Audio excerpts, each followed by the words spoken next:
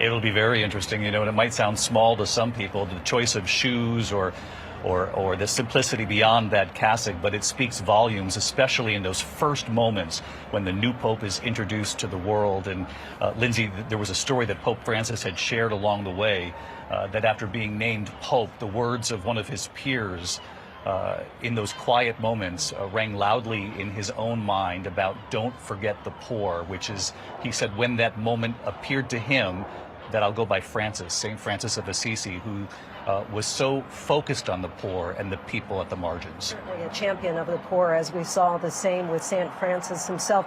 It's often that the Pope does rely on someone that they want to revere or honor, be that a saint or be that a previous Pope, and we'll likely see that just in a few moments. One thing I was noticing as we look at the crowd is all the different flags that you see. Brazil, Canada, France, America, Germany, Spain, Argentina. There is such a connection for millions to this centuries-old tradition. And another thing, when we talk about hope with the new Pope, if we look at the church in general, religion is on a decline globally, and so this is a really unifying time. It is, and as you say, it is a global moment here at St. Peter's Square. You can see it both in the flags and in the symbolism that we're witnessing right now. Swiss Guard now marching here at St. Peter's Square. We're also joined by Father John Wauck, an ABC News contributor. And Father Wauck, talk us through what we're witnessing right now, and from what history tells us, how long will it be for viewers back home in the U.S. watching before we actually see the new Pope emerge? It shouldn't be much more than, say, 40 minutes from now. I think when the Pope will appear on the what's called the loggia of St. Peter's, which is right on top of a relief that shows Jesus Christ giving the keys that he promised to Peter. And we're witnessing that transfer, not from Christ to Peter, but from one Pope to the next. That's the transfer that's been going on for 2,000 years. The keys of the kingdom are being passed on to the next successor of Peter. And in the square, what we're seeing is, I think, a very graphic example of how all roads lead to Rome. You mentioned all the flags that you see, the internationality of the crowd, but also the streets of Rome are filling with people pouring out of their homes and their offices and the hotels to make their way to St. Peter's Square. It's becoming a river of humanity towards St. Peter's Square. A river of humanity, well put, Father. And I want to ask you about that moment inside the Sistine Chapel when a cardinal is asked, do you accept your election as Supreme Pontiff? Obviously the answer is yes. And then the question is what name you wish to be called. Pope John Paul II accepted his election, saying, with obedience and faith to Christ my Lord and with trust in the Mother of Christ and the Church, in spite of great difficulties, I accept. In that moment, signaling that he recognized the weight of the role he was about to take on. Right.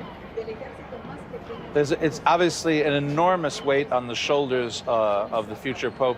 And I think it's also important as we see the crowd and the cheerfulness of the crowd to think of the church as a family. It's a family of 1.4 billion people, and they've elected a father, and yet they don't know who the father is. I think we're accustomed to families awaiting the arrival of a child, but in this case we have a gigantic family awaiting, you could say, the arrival of a dad, who they will be called to love and honor and respect and to treat as a father.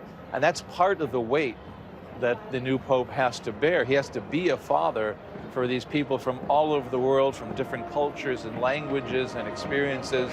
He's going to be a paternal figure for a 1.4 billion people. Father Wauck, I wanted to ask you as well about the importance of the name and what that will signal very early on about the next Pope. Francis had been sitting next to, you can hear the swell of the crowd. Let's just listen to the cheers of the crowd for a moment. I'll come back to this.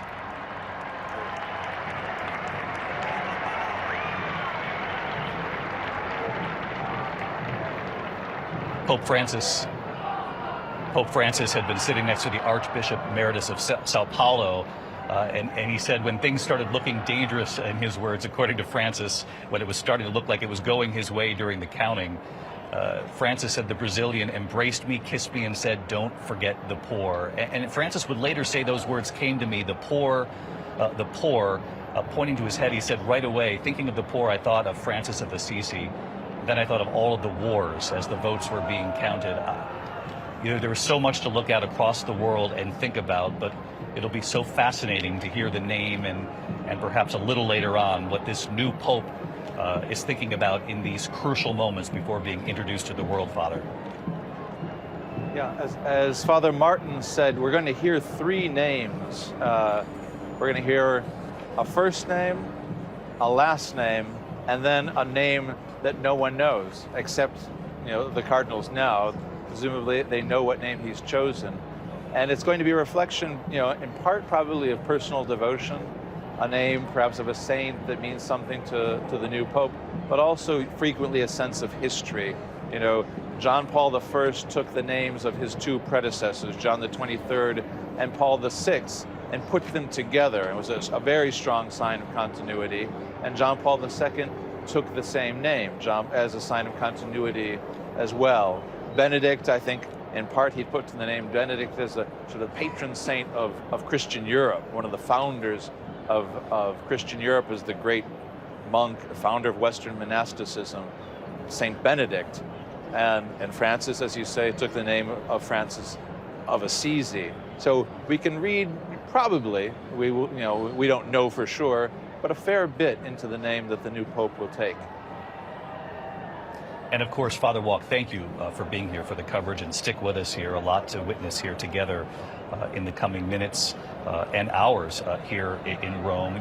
Father Wauck mentions the first name, the last name, and then obviously the name chosen as the new Pope of the Catholic Church. For Catholics watching all over the world, obviously the most important thing out of the gate is the first name and the last name, because they want to know, who is this Pope? Is it the one that perhaps a particular community or corner of the world has been rooting for, whether or not this would be history made here today, or have they chosen an Italian Pope? Are they going to return to some of their historical roots? These are questions we simply do not have answered at this point. As Father Wauck said, about 40 minutes or so from now, we should have the new Pope standing there at the balcony. We know back in 2013, the white smoke appeared at about 7:06 in the evening. The bells began ringing about a minute later. Habemus Papam came at about 8:12, so it was an hour and 6 minutes or so after the smoke and the bells that we actually saw the new Pope. So we will keep our cameras trained right there. You're not going to miss a moment of this.